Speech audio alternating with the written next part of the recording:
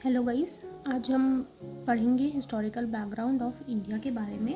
जहां हम स्टार्ट करते हैं यूरोपियंस का सबसे पहला रीज़न देखने में कि यूरोपियंस हमारे इंडिया में क्यों आए, उनको क्या ज़रूरत पड़ी। सबसे पहले था स्पाइसेस ट्रक का ट्रेड करना, जहाँ पे इंडियन मसालों का काली मिर्ची, दाल चीनी और लौंग, ठीक है, काली मिर्ची, दाल चीनी और लौंग की उनको बहुत ज़्यादा ज़रूरत होती थी।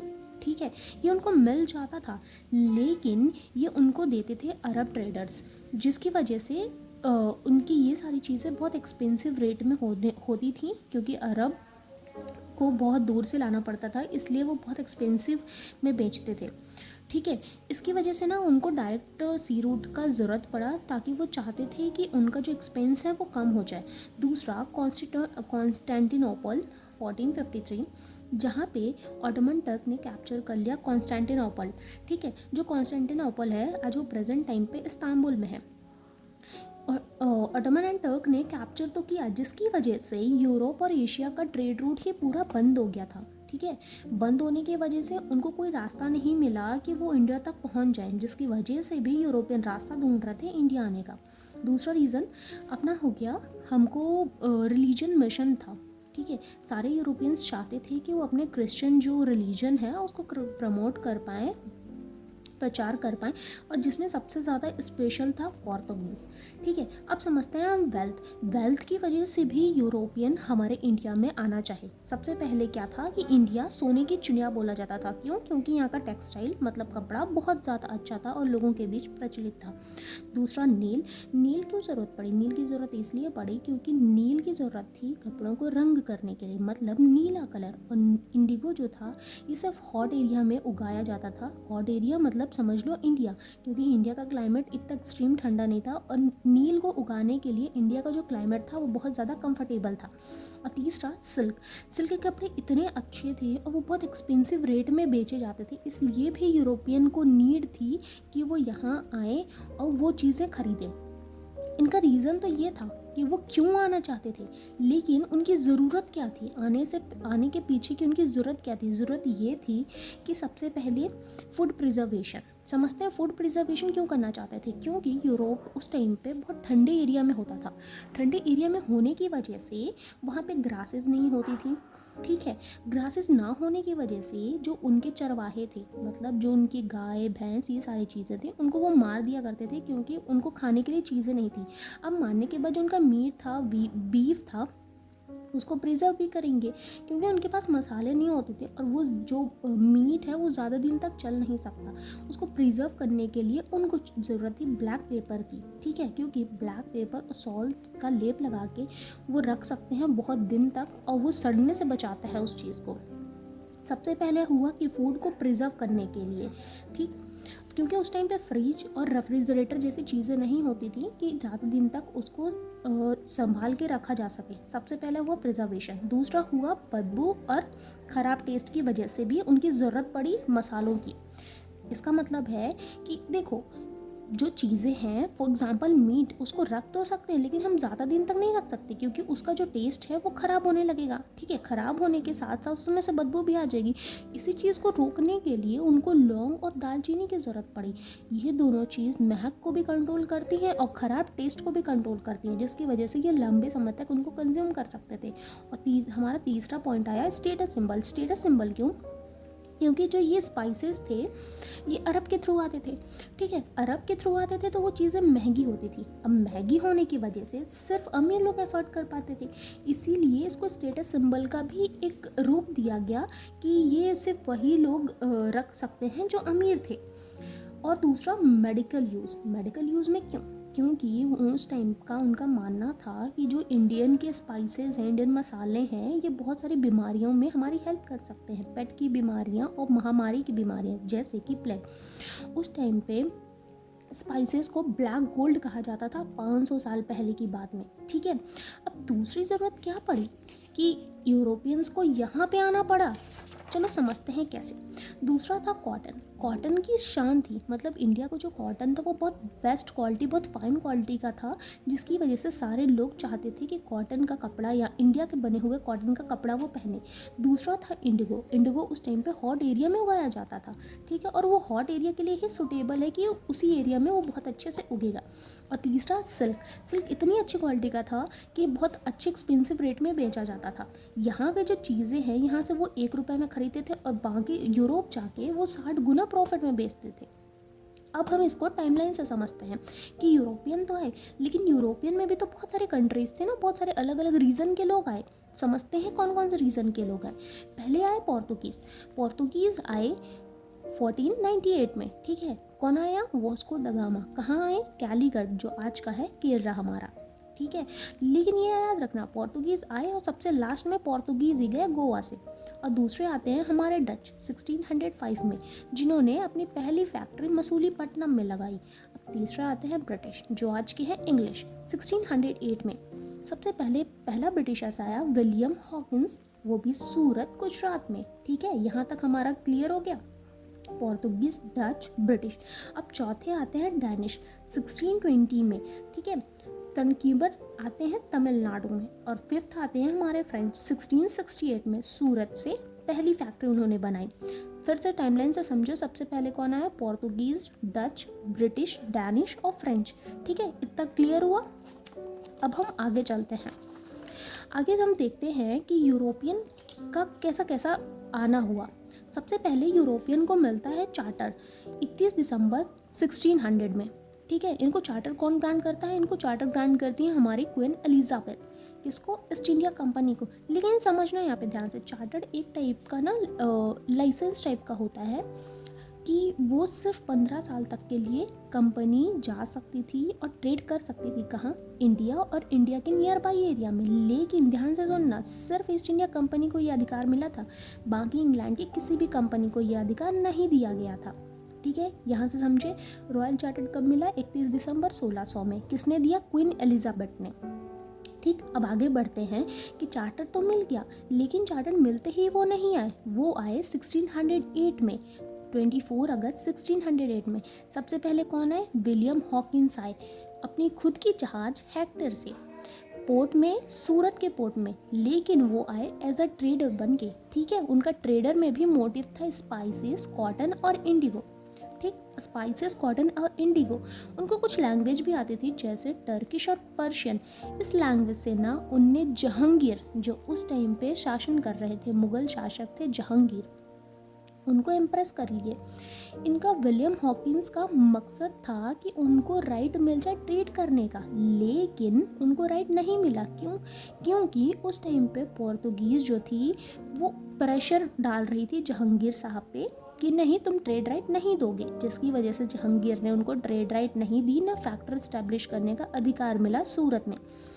हॉकिंस के बाद आते हैं सर थॉमस रो, जो थे हमारे किंग जेम्स के एम्बेसडर बन के आए। उन्होंने 3 साल तक जहांगीर के कोर्ट में रहा, चीज़ें देखी, और 1613 से 1615 के बीच में उनको फैक्ट्री बनाने का अधिकार मिल गया। अब आते हैं, एक बार रिकैप भी कर लो, ठीक है। पहले रॉयल चार्टर कब मिला? 31 दिसंबर 1600 में, ठीक है। लेकिन तुरंत नहीं आए, वो आए कब? 24 अगस्त 1608। कहाँ आए? सूरत में आए। कौन से शिप से आए? हेक्टर शिप से। और सबसे पहला कौन आया था? William Hawkins. ये ध्यान में रखना, William Hawkins, Hector ship, port Surat, ठीक है। और उस टाइम पे राजा कौन थे? जहांगीर। अब हम आगे बढ़ते हैं। अब आगे बढ़ते हैं हिस्टोरिकल बैकग्राउंड की ओर, ठीक है। 1773 का बैकग्राउंड कौन था? 1773 का रूल तो बनाया गया, लेकिन रूल के पीछे का भी तो कोई रीज़न होगा ना। बिना रीज़न के हम ये चीज़ तो नहीं करते हैं। इन अ सेम मैनर हम देखते हैं कि रीज़न क्या था, रेगुलेटिंग एक्ट 1773 लाने का रीज़न क्या था। चलो समझते हैं। रीज़न था फाइनेंशियल क्राइसिस। फाइनेंशियल क्राइसिस मतलब ईस्ट इंडिया कंपनी के जो ऑफिसर्स थे वो बहुत ज़्यादा अमीर होते जा रहे थे और कंपनी लोन में कर्जे में डूबती जा रही थी। तो 1772 में कंपनी गई ब्रिटिश पार्लियामेंट के पास लोन लेने के लिए, 10 लाख रुपए पाउंड का लोन लेने गई थी, ठीक है। और यहीं पे करप्शन भी चालू हुआ। करप्शन कैसे, चलो देखते हैं। करप्शन ऐसे कि जो ऑफिसर्स थे वो प्राइवेट ट्रेड, ब्राइब और गिफ्ट लेते थे नेटिव लोगों से, ठीक है। और जब ये सारे इतने अमीर हो जाते थे ना, वो इंडिया में रह के प्राइवेट ट्रेड करते थे, सैलरी तो लेते ही थे, ब्राइब भी लेते थे, गिफ्ट भी लेते थे, ठीक है। लेकिन जब वो यहाँ से यहाँ इंग्लैंड जाते थे तो जो वो बहुत अमीर होके जाते थे, वो एक नवाब बन के जाते थे, मतलब कि वो नवाब जो हैं बिगड़े नवाब। तो इसकी वजह से ना जो वहाँ के रिच थे, जो वहाँ की पॉलिटिकल पार्टी थी, वो इनसे जलती थी, ठीक। पहला क्या था बैकग्राउंड, क्या था, पहला फाइनेंशियल क्राइसिस आई, ठीक है। और दूसरा क्या हुआ, करप्शन हुआ। और तीसरा चलते हैं बंगाल के फेमाइन की ओर, जो हुआ था 1770 में, ठीक।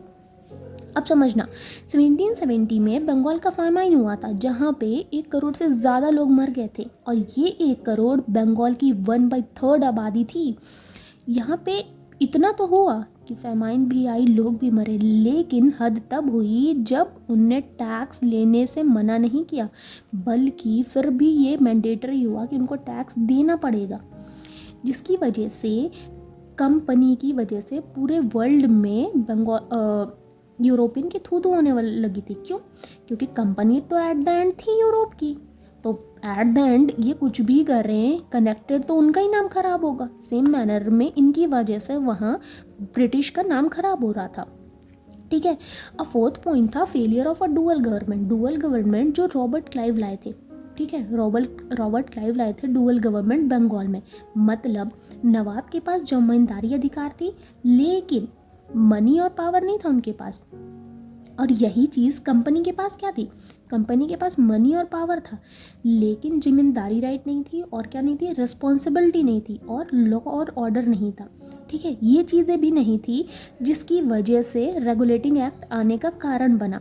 एक बार रिकैप करते हैं, बैकग्राउंड कैसा हुआ। बैकग्राउंड में सबसे पहले क्या था, फाइनेंशियल क्राइसिस हुई, ठीक है। दूसरा करप्शन हुआ, तीसरा क्या हुआ, बंगाल का फरमान आया, चौथा फेलियर हुआ डुअल गवर्नमेंट का। ये सारी चीज़ें ब्रिटिश पार्लियामेंट देखी। अब ब्रिटिश पार्लियामेंट के उस टाइम के पीएम कौन थे, लॉर्ड नॉर्थ जी थे, ठीक। लॉर्ड नॉर्थ ने सीक्रेट कमेटी बनाई ताकि वो कुछ चीज़ें देख सके और एक्ट पास कर सके। ये सारी चीज़ें उनने एनालाइज की और फिर पास हुआ एक्ट। कौन सा एक्ट, रेगुलेटिंग एक्ट 1773। अब बढ़ते हैं हम रेगुलेटिंग एक्ट 1773 के ऊपर, ठीक है। अब चलो देखते हैं, रेगुलेटिंग एक्ट 1773 आया, लेकिन उसकी इम्पोर्टेंस भी तो थी कुछ, कि किसको फ़ायदा करेगा, क्या फ़ायदा करेगा, फिर हम उसके फीचर्स देखेंगे, ठीक। तो इसके पहला स्टेप था कि control and regulate affair of east India company, ठीक है। ये अफेयर को कंट्रोल करेगी, किसकी, ईस्ट इंडिया कंपनी को। पहले जब रेगुलेटिंग एक्ट नहीं आया था, ईस्ट इंडिया कंपनी एक परिंदा थी, जो कुछ भी करती थी उसको जवाबदेही नहीं करना पड़ता था। जैसे फॉर एग्जांपल कि आप कुछ भी कर रहे हो, ठीक है, अनटिल एंड अनलेस आपको एक रूल से बाउंड ना किया जाए, तो आप कुछ भी कर रहे हो, कुछ भी देख रहे हो, कहीं पे भी जा रहे हो, कुछ भी खा रहे हो, जब आपके ऊपर एक रूल का बाउंडेज आ जाएगा कि आपको ये नहीं करना है, तो आप रिस्पॉन्सिबल हो जाओगे। वैसे ही यहाँ पे हुआ। ईस्ट इंडिया कंपनी जो है पहले एकदम बेफिक्र थी, वो कुछ भी करती थी, लूट करती थी, लोगों को परेशान करती थी। तब तक ब्रिटिश पार्लियामेंट से कोई मतलब नहीं था, लेना देना ही नहीं था। लेकिन जब 1773 का रूल पास हुआ तो लगाम लगाई ब्रिटिश पार्लियामेंट ने। लेकिन क्यों? क्योंकि ईस्ट इंडिया कंपनी, देखो फेमाइन के बाद जो ईस्ट इंडिया कंपनी है वो उसके पास ऑलरेडी बहुत सारा कर्जा होता गया था, ठीक है। तो ये ईस्ट इंडिया कंपनी गई क्राउन के पास कि मुझे लोन दे दो प्लीज़, ठीक। कंपनी लोन लेने के लिए गई क्राउन के पास। क्राउन जो है वो लोन देने के लिए रेडी हुआ, लेकिन वो अपनी एक कंडीशन रख दिया। कंडीशन क्या थी कि देख भाई, मैं लोन दूंगा लेकिन कुछ मेरी शर्त है, ठीक। यहाँ तक बैकग्राउंड समझ आया कि रेगुलेशन चालू कैसे हुआ। चालू ऐसे हुआ कि वो पैसे मांगने गए थे, ठीक है। फॉर एग्जाम्पल मैं आपसे पैसे ले रही हूँ कि भाई मुझे थोड़ा पैसे दे दे, लेकिन आप बोल रहे हो कि तेरे पास तो बहुत पैसा है, तेरे पास तो, मैं तेरा बैकग्राउंड देख रहा हूँ कि तेरे पास ऑलरेडी बहुत पैसा है। सेम मैनर में ईस्ट इंडिया कंपनी के पास बहुत पैसा था। क्यों? क्योंकि उसके पास बंगाल की दीवानी राइट मिल चुकी थी। और जो बंगाल है वो बहुत बड़ा टेरिटरी था जिसके पास बहुत पैसा था। इसी तरह क्राउन को भी पता था कि बंगाल जो है वो बहुत अमीर था, इसके पास तो ऑलरेडी इतना पैसा आ रहा है, ये ट्रेड कर रहे हैं, यहाँ के नवाब जब आ रहे हैं यूरोप में लौट के तो वो तो बहुत अमीर बन के आ रहे हैं, तो ये क्यों ऐसा दिखा रहा है कि इसको लोन चाहिए। तो इसी चीज़ को कंट्रोल करने के लिए उन्होंने अपनी शर्त लगाई कि मैं दूंगा लेकिन मेरी कुछ शर्तें हैं, ठीक है। तब ब्रिटिश पार्लियामेंट ने लॉ बनाया और कुछ रूल फिक्स कर दिए। अब रूल फिक्स क्या क्या किए कि कंपनी जो है उसको रिपोर्ट करना पड़ेगा उसके पैसे, आर्मी और एडमिनिस्ट्रेशन के बारे में, किसको, लंदन में जाके ब्रिटिश पार्लियामेंट को, ठीक है। रिकैप करते हैं कि कंपनी कैसे ब्रिटिश पार्लियामेंट कैसे रेगुलेट करना चालू कर दी। रेगुलेट ऐसे चालू करने लगी क्योंकि जो हमारी कंपनी है वो लोन लेने गई थी और लोन के शर्त में उनने रेगुलेशन का चालू कर दिया था अपना प्रोग्राम, ठीक है। इससे इम्पैक्ट क्या हुआ, इससे इम्पैक्ट ये हुआ कि जो ईस्ट इंडिया कंपनी है ना वो सिर्फ अब प्राइवेट कंपनी नहीं है, अब वो क्राउन के अंडर ट्रस्टी बन चुकी थी, ठीक है। यहाँ तक का बैकग्राउंड समझ आया। अब हम चलते हैं सेकेंड पार्ट, मतलब सेकेंड इम्पॉर्टेंस के लिए, जो रेगुलेटिंग एक्ट का सेकेंड इम्पॉर्टेंस था वो क्या था, recognise political and administration function, ठीक है। इसमें क्या हुआ, इसमें ये हुआ कि जो ईस्ट इंडिया कंपनी थी पहले वो ट्रेडर थी, ठीक। ईस्ट इंडिया कंपनी यहाँ से पहले वो ट्रेडर थी, लेकिन इस पॉइंट के इधर जाओगे तो उसको एज अ पेपर एक्सेप्ट कर लिया गया कि अब सिर्फ वो ट्रेडर नहीं रहेगी लेकिन अब वो रूल भी बना सकती है। ये कैसे आया समझना, ये इसका बैकग्राउंड यहाँ से आया। कैसे कि जो ये कंपनी को तो पता है, क्राउन को तो पता है कि कंपनी ट्रेड कर रही है, ठीक है। ये बैकग्राउंड क्लियर है कि क्राउन जो है, हमारे क्राउन को पता है कि कंपनी ट्रेड कर रही है, लेकिन यहाँ पे ब्रिटिश पार्लियामेंट ने बनाया ना रूल फिक्स किए ना कि कंपनी को रिपोर्ट करना पड़ेगा। अब रिपोर्ट करने के लिए भी तो कुछ रूल्स होंगे, कुछ बाउंड्रीज तो होंगी। तो अब वैसे ही अब कंपनी जो है अब ये रूल चालू करेगी। पॉलिटिकल फंक्शन से समझो तो ईस्ट इंडिया कंपनी को टेरिटरीज, वॉर और न्यू एरिया कैप्चर करने का अधिकार मिला, लेकिन ब्रिटिश पार्लियामेंट की निगरानी में, ठीक है। जैसे कि मैं तुमसे लड़ सकती हूँ, मैं तुम्हारी कुछ चीज़ें कैप्चर कर सकती हूँ, लेकिन मेरी निगरानी में मैं अपने पापा की निगरानी में ये सारी चीज़ें कर सकती हूँ, छुपा के नहीं कर सकती हूँ, ठीक है। यहाँ पे अब कोई भी चीज़ प्राइवेसी में नहीं रहेगी, यहाँ सारी चीज़ ओपन होगी, ठीक। अब चलते हैं एडमिनिस्ट्रेशन फंक्शन की ओर। इसमें क्या है, ईस्ट इंडिया कंपनी रेवेन्यू रखेगी, रूल का फॉर्मेशन करेगी और कोर्ट को रन करेगी, ठीक है। अब इससे इम्पोर्टेंस क्या हुआ, इसका इम्पोर्टेंस ये हुआ कि ईस्ट इंडिया कंपनी ना पहले बिजनेस करती थी, अब गवर्नेंस करेगी, ठीक है। क्या हुआ कि पहले 1773 से पहले तक वो प्योर प्रॉपर बिजनेस करती थी, ठीक। अब यहाँ पे 1773 के बाद अब उसको गवर्नेंस राइट भी मिल गया, ठीक। अब इसका बेनिफिट क्या हुआ, इसका बेनिफिट ये हुआ कि वो बिजनेस से तो प्रॉफिट बना रही थी, लेकिन गवर्नेंस है वो मैनेजमेंट भी चालू कर देगी, ठीक। चलो इसका रिकैप करते हैं। इसका रेगुलेटिंग एक्ट आने का दो इम्पोर्टेंस बताओ।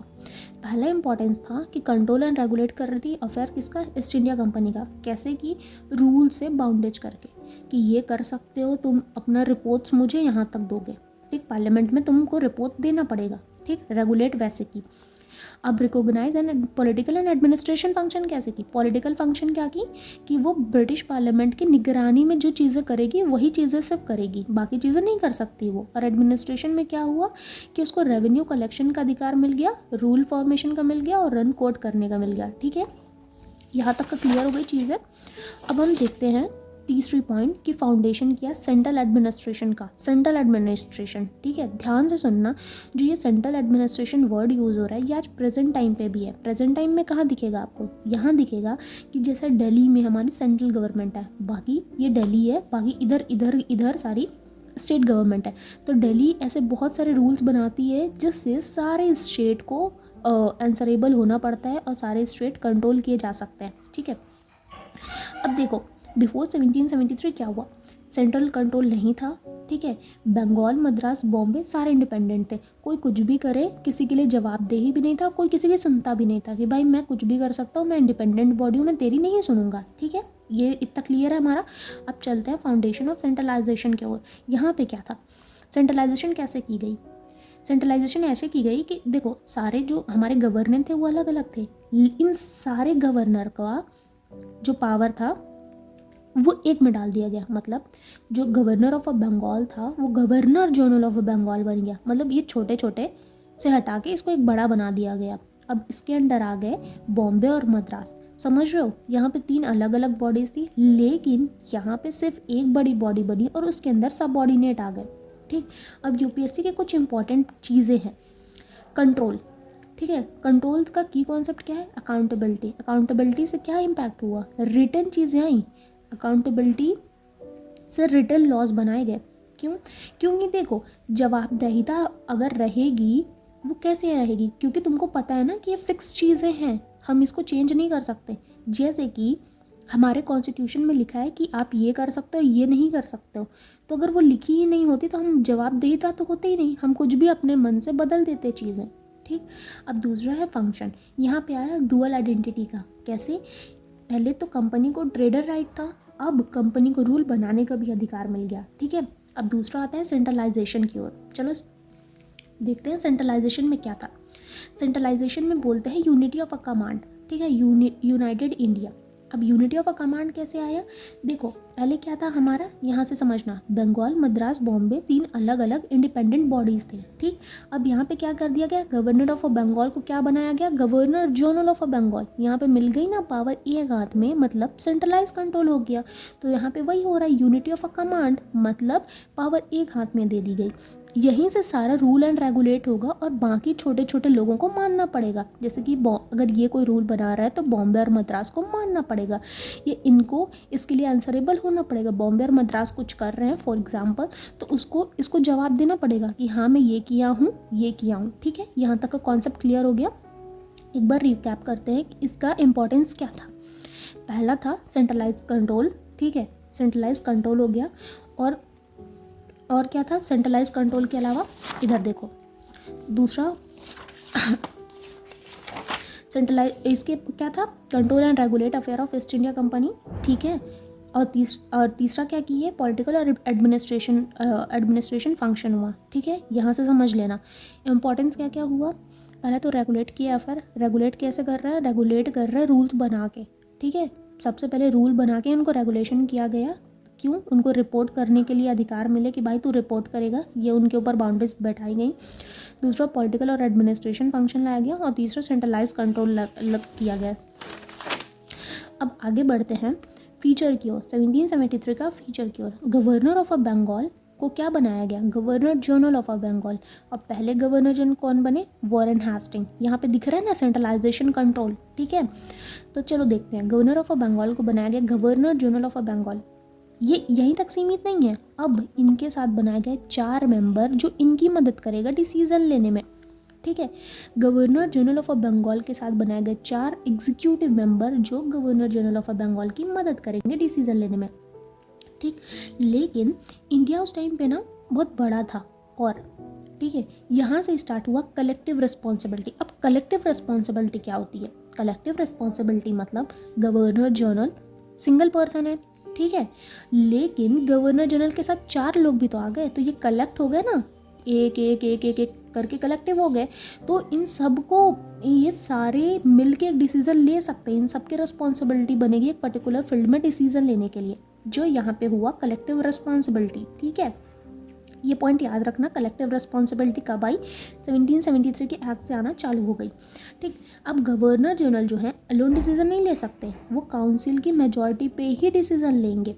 अब मान लो कि गवर्नर जनरल एक पर्टिकुलर चीज़ पर डिसीजन ले रहा है। ठीक है, फॉर एग्जांपल वो बोल रहे हैं कि क्या है कि गवर्नर जनरल एक एग्जांपल बोल रहे हैं कि मुझे पॉलिटी की लक्ष्मीकांत बच्चों को चाहिए कि बच्चों तक सर्कुलेट हो जाए, लक्ष्मीकांत पढ़ाओ। ठीक है, लेकिन यहाँ पे काउंसिल बोल रही है कि नहीं भाई लक्ष्मीकांत नहीं, हमको तो डीडी बासु चाहिए, हम डीडी बासु चाहते हैं कि बच्चों को ले। गवर्नर जनरल का क्या ओपिनियन है? लक्ष्मीकांत। और काउंसिल का क्या है? डीडी बासु। यहाँ पे 4 मेंबर की काउंसिल है, समझना ये चीज़। 4 मेंबर की काउंसिल, अगर कोई भी मेजॉरिटी में चला गया या तो लक्ष्मीकांत के फेवर में या डीडी बासु के फेवर में, तो जो चीज़ मेजॉरिटी में जाएगी उसी का डिसीजन माना जाएगा। अब इससे क्या हुआ इससे ये हुआ कि लोगों के बीच कॉन्फ्लिक्ट होने लगा, दो अलग अलग मत आए जिसकी वजह से कॉन्फ्लिक्ट हुआ और जिसकी वजह से स्लो डिसीजन हुआ, स्लो एडमिनिस्ट्रेशन हुआ। ठीक है, यहाँ तक का कॉन्सेप्ट क्लियर है? क्या हुआ, जब कलेक्टिव रिस्पॉन्सिबिलिटी आई तो कॉन्फ्लिक्ट हुआ, कॉन्फ्लिक्ट से क्या हुआ, स्लो एडमिनिस्ट्रेशन हुआ। ठीक है, अब आते हैं हम सब ऑर्डिनेट के ऊपर। सब ऑर्डिनेट बने बॉम्बे और मद्रास प्रेसिडेंसी। ठीक, गवर्नर जनरल ऑफ बंगाल के अंडर आए बॉम्बे और मद्रास। अब इसको पॉलिटी और ज्योग्राफी से जोड़ के समझते हैं। ज्योग्राफी से समझो तो हमारा इंडिया बहुत ज़्यादा बड़ा था। ठीक, जिसकी वजह जिसमें बॉम्बे मद्रास बंगाल अलग अलग थे, क्योंकि ऑब्वियस है उनका रूल अलग है, वो अलग अलग ही रहेंगे क्योंकि एरिया तो बहुत बड़ा है। जिसकी वजह से ना कोई कोऑर्डिनेशन नहीं हो पाता था। बॉम्बे अलग कर रहा है, मद्रास अलग कर रहा है, बंगाल अलग कर रहा है, तो इनके बीच ना कोई कोऑर्डिनेशन नहीं था कि भाई मिल के कुछ करते हैं लोगों के फेवर के लिए। ठीक, तो इसकी वजह से ये हुआ ना, पहला स्टेप सबऑर्डिनेशन की वजह से पहला स्टेप आया सेंट्रलाइजेशन का, केंद्रीयकरण का।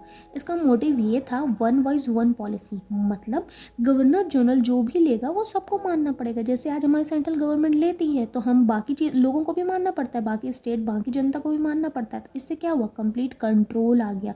इंडिया के पहले जितने टेरिटरी जितने डिवीज़न थे वो स्प्रेड थे, वो अपने मन मर्जी करते थे, वो खुद को अलग अलग इंडिपेंडेंट देश के रूप में माना करते थे। ठीक है, लेकिन सेंट्रलाइजेशन आने के बाद वो एक देश होगा, उसके अंदर यूनिटी ऑफ अ कंट्रोल आ गया, मतलब कंप्लीट कंट्रोल होने लगा। ठीक है, रिगैप करते हैं ये 2 पॉइंट के बीच में। पहला, गवर्नर ऑफ बंगाल को क्या बनाया, गवर्नर जनरल ऑफ बंगाल बनाया। ठीक है, और दूसरा क्या बनाया, सबऑर्डिनेट बनाया। अब इन दोनों से क्या चीज़ हुई, इन दोनों से सबसे अच्छी चीज़ हुई सेंट्रलाइजेशन हुआ ना, कि पावर एक हाथ में आई। ठीक है, वन पॉलिसी वन वॉइस। अब आगे बढ़ते हैं तीसरे फीचर की ओर, जिसमें था establishment of a supreme court at a Kolkata. ठीक, अब सुप्रीम कोर्ट भी बनाया गया। इसमें क्या थे, चीफ जस्टिस थे सर एलिजे एम्फे, और क्या थे, 3 अदर जजेस थे। ठीक है, कोर्ट का फॉर्मेशन हुआ, लेकिन यहाँ पे कॉन्फ्लिक्ट ऑफ ज्यूरिसडिक्शन भी हो गया। कैसे, क्योंकि हमारे पहले गवर्नर जनरल भी बनाए गए ना। हमारे पहले पॉइंट में क्या था, गवर्नर ऑफ बंगाल को क्या बनाया, गवर्नर जनरल ऑफ बंगाल बनाया। तो यहाँ पे ऑथराइज कंट्रोल किसको मिली, गवर्नर जनरल ऑफ बंगाल को मिली। बॉम्बे और मद्रास की चीज़ें गवर्नर जनरल के हाथों में मिल गई। अब सुप्रीम कोर्ट भी बना दिया गया। तो यहाँ पे क्या हुआ ना, ये दोनों बड़ी बड़ी बॉडीज़ थी, तो इन दोनों के बीच ये नहीं पता था कि भाई तू क्या रोल परफॉर्म करेगा, तू क्या करेगा। जिसकी वजह से क्या हुआ कि पावर क्लैश हुआ। ये दोनों अपनी अपनी बाउंड्रीज उनको पता ही नहीं थे, तो कोई भी किसी की भी बाउंड्रीज में घुस जाता था।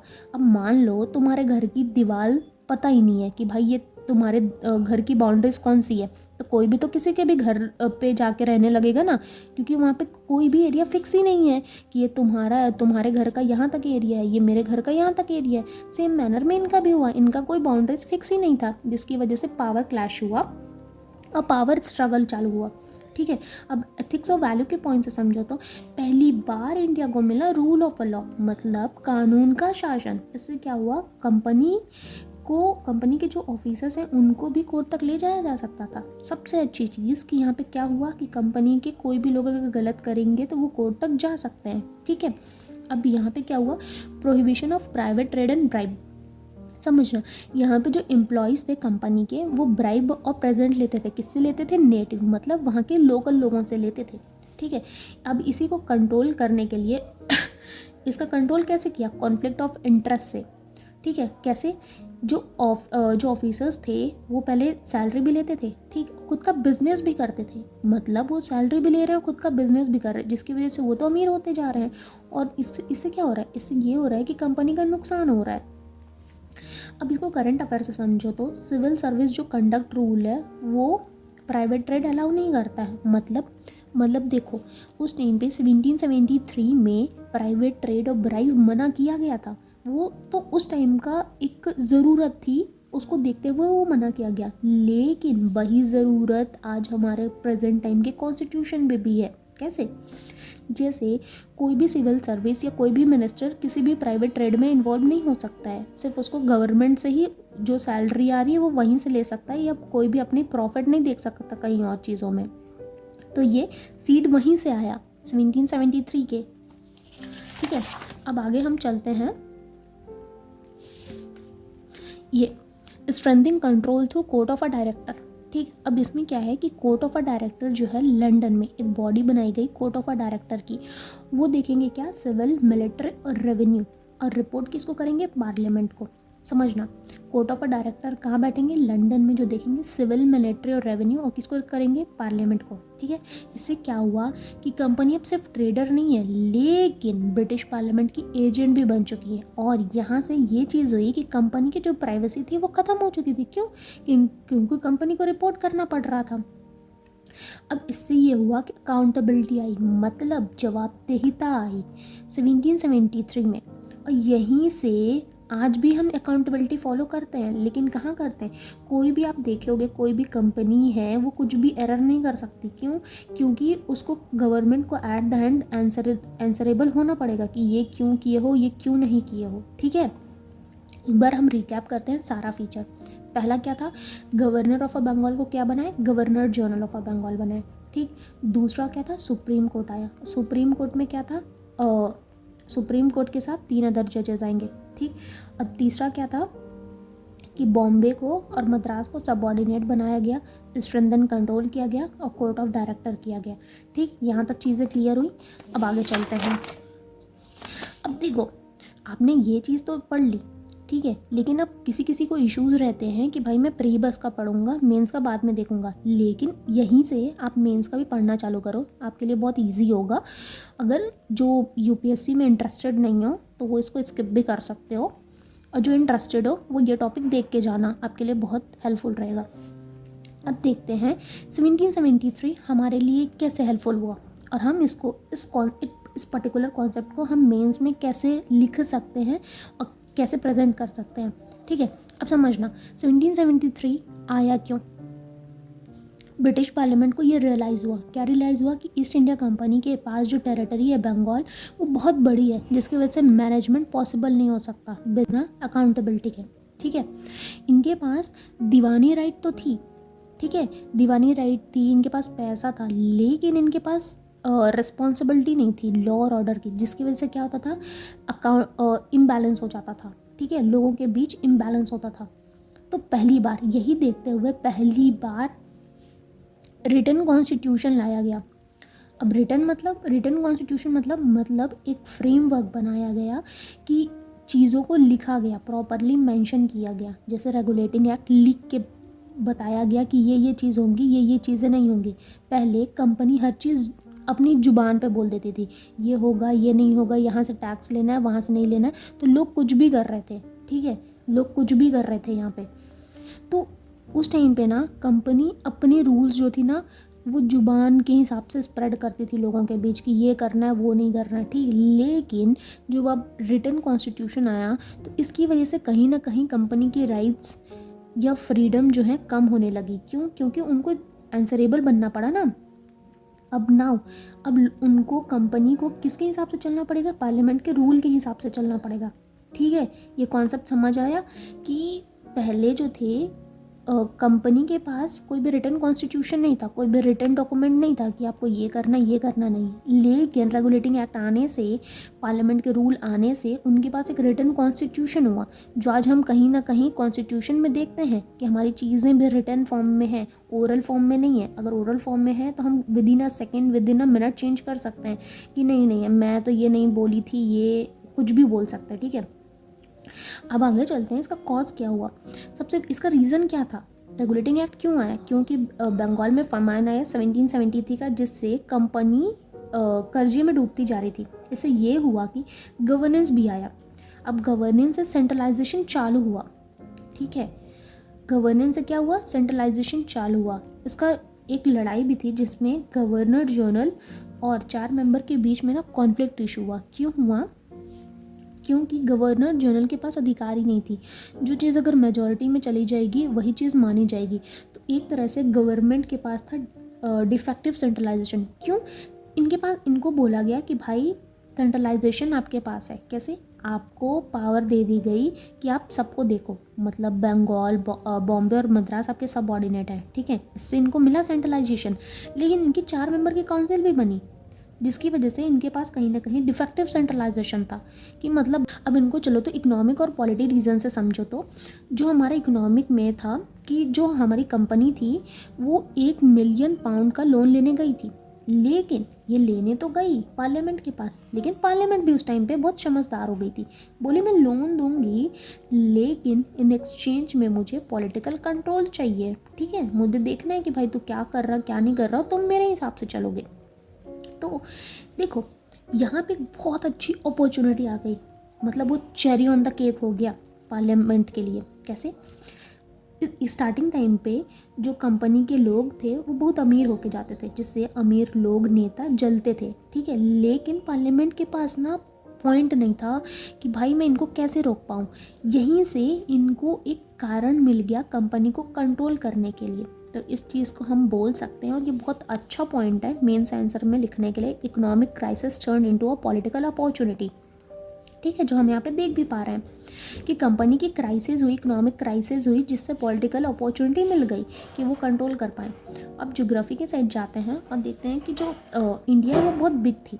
बंगाल, बॉम्बे और मद्रास, इन सब के बीच ये अलग अलग इंडिपेंडेंट टेरेटरीज थे, जहाँ पर डिस्टेंस भी बहुत ज़्यादा था और उस टाइम पे कोई भी ऐसा टेक्नोलॉजी नहीं था कि लोग कनेक्ट कर पाए, जिससे ये हुआ कि डिफ़िकल्ट कंट्रोल हुआ, ठीक है, कंट्रोल भी तो डिफ़िकल्ट हुआ यहाँ पे, जिसकी वजह से भी जो सेंट्रलाइजेशन था वो बहुत इफ़ेक्टिव हुआ कि एक हाथ में आएगी तो लोगों को ईजिली मैनेज करना बहुत पॉसिबल होगा, लोग अलग अलग बिखरेंगे नहीं। अब आगे देखते हैं रेगुलेटिंग बॉडीज़, जैसे कि, ठीक है, जैसे कि फॉर एग्जांपल देखो रेगुलेटिंग बॉडी वहाँ पे बनाई गई थी, अब यहाँ पे कौन है, सेबी रेगुलेट कर रही है स्टॉक मार्केट को, आरबीआई बैंक को, ठीक है। सेम मैनर में 1773 में ब्रिटिश पार्लियामेंट ने रेगुलेटरी मैकेनिज्म बनाया ताकि प्राइवेट एंटिटी किसके लिए, ईस्ट इंडिया कंपनी के लिए, कि वो जाके रेगुलेट करे, वो रिपोर्ट करे हमारी चीज़ों को, ठीक है। अब यहाँ पे चेक एंड बैलेंस से जुडिशरी, सुप्रीम कोर्ट और एग्जीक्यूटिव गवर्नेंस, इन दोनों के बीच में ना पता ही नहीं था कि पावर किसके पास कितनी है, सेपरेशन ऑफ पावर था ही नहीं, ठीक है, जिसकी वजह से फाइट्स होती थी। इसकी वजह से चेक एंड बैलेंस की नींव रखी गई, जो आज हम देखते हैं कि एग्जीक्यूटिव, जुडिशरी और लेजिस्लेटिव, ये तीनों एक दूसरे को देख सकते हैं, चेक एंड बैलेंस रख सकते हैं, और यहीं से इसकी नींव आई, ठीक है, ये चीज़ देखना, यहीं से इसकी नींव आई, और ये बहुत पावर पॉइंट है कि आप मेंस में लिख सकते हो। आगे चलते हैं एक बैलेंस ओपिनियन के ऊपर। यहाँ पे हमको कुछ निगेटिव चीज़ें दिखेंगी, ठीक है, आपको दिखेगा कि यहाँ पे बहुत सारे निगेटिव पॉइंट है। कैसे? जैसे कि एक सुप्रीम कोर्ट और गवर्नमेंट के बीच में जो पावर है वो पता ही नहीं है कि वो दो क्या परफॉर्म करेंगे, ठीक है। जैसे सुप्रीम कोर्ट और गवर्नर जो इनके बीच पता ही नहीं है, पावर स्प्लिट ही नहीं है कि सुप्रीम कोर्ट की क्या अधिकार है, गवर्नर की क्या अधिकार है, जिसकी वजह से क्या होता था, लड़ाई होती थी। दूसरा करप्शन, कंपनी पैसे भी ले रही है, बिजनेस भी कर रही है, ट्रेड भी ले रही है, गिफ्ट भी ले रही है, तो करप्शन भी हो रहा है। लेकिन यहाँ पे सबसे अच्छी चीज़ क्या हुई, ये तो हमारे निगेटिव पॉइंट हो गए, यहाँ पे कुछ पॉजिटिव पॉइंट्स भी होंगे, तो पॉजिटिव पॉइंट्स देखते हैं।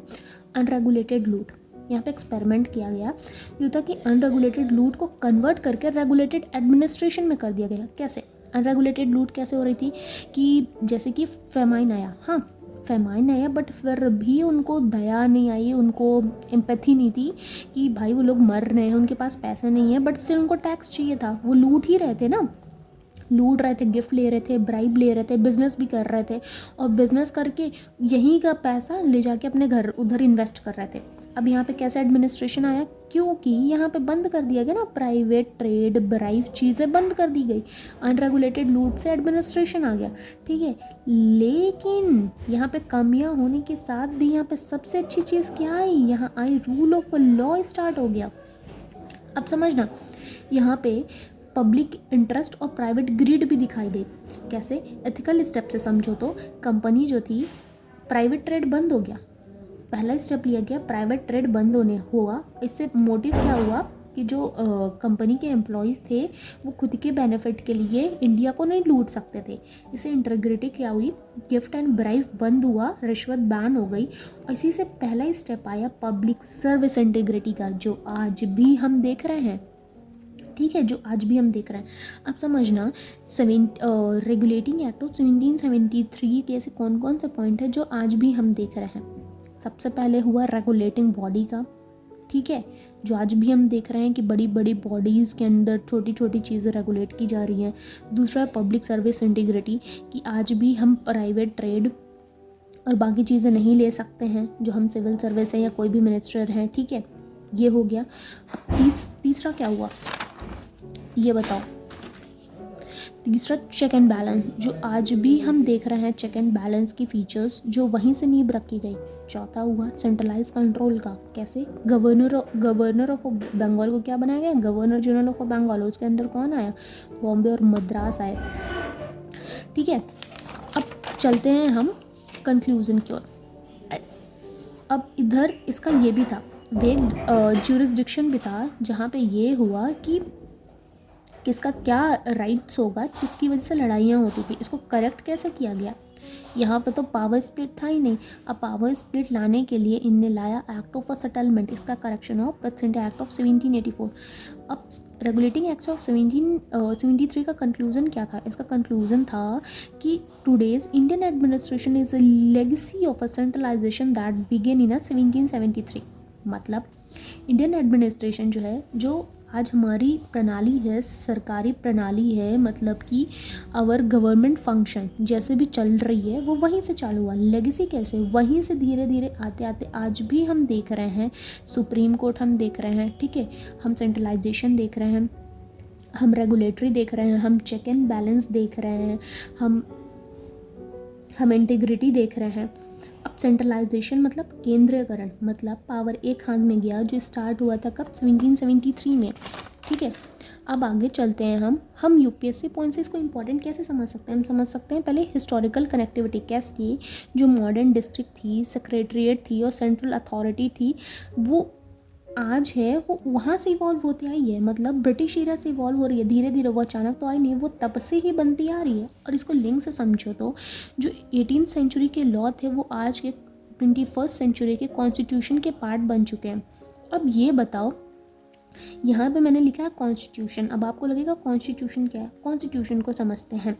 फॉर एग्जाम्पल आपके पास एक टॉय आप खरीदते हो तो उसका मैनुअल भी मिलता है ना। इन द सेम मैनर हमारा कंट्री इंडिया है, मान लो इंडिया एक टॉय है। अब टॉय का, इंडिया वाली टॉय का मैनुअल क्या है, हमारा कॉन्स्टिट्यूशन। अब इसमें लिखा रहेगा कि चलता कैसा है, इंडिया चलेगा कैसा, ठीक है, यहाँ की सरकार कैसी होगा, किसके पास क्या अधिकार रहेंगे, सिटीजन्स का, हाँ बाकी सारी चीज़ें, मतलब इंडिया को चलाया कैसे जाएगा, रन कैसे करेगा, हर चीज़ इस कॉन्स्टिट्यूशन नामक मैनुअल में लिखी हुई है, ठीक है। अब सेक्रेटरीट क्या होगा, जो यहाँ पे मेंशन किया गया है। सेक्रेटरीट मतलब होता है सचिवालय, मतलब ऑफिस जहाँ आईएएस और मिनिस्टर जैसे लोग बैठते हैं पॉलिसी बनाने के लिए, और सेक्रेटरीट ही है ब्रेन ऑफ अ गवर्नमेंट, ठीक है। एक बार हम रिकैप करते हैं सारा कि कैसे कैसे आए। पहले तो यूरोप को क्या ज़रूरत पड़ी, रीज़न क्या था यूरोप आने का, ठीक। दूसरा नीड, तीसरा टाइमलाइन देखना है, और चौथा क्या देखना है हमको, चौथा देखना है कि इम्पोर्टेंस, ठीक है, इम्पोर्टेंस क्या था रेगुलेटिंग एक्ट का। तो बैकग्राउंड देखेंगे, बैकग्राउंड के बाद रेगुलेटिंग एक्ट देखेंगे, रेगुलेटिंग एक्ट के बाद देखेंगे हम कि इसका कॉन्सेप्ट क्या था, ये एग्ज़ाम से कैसे है, ये करंट अफेयर से कैसे रिलेटेड है, ठीक है। और करंट अफेयर के बाद इसमें हमको बैलेंस ओपिनियन कैसे रखना है। अब आप मुझे कमेंट में बताना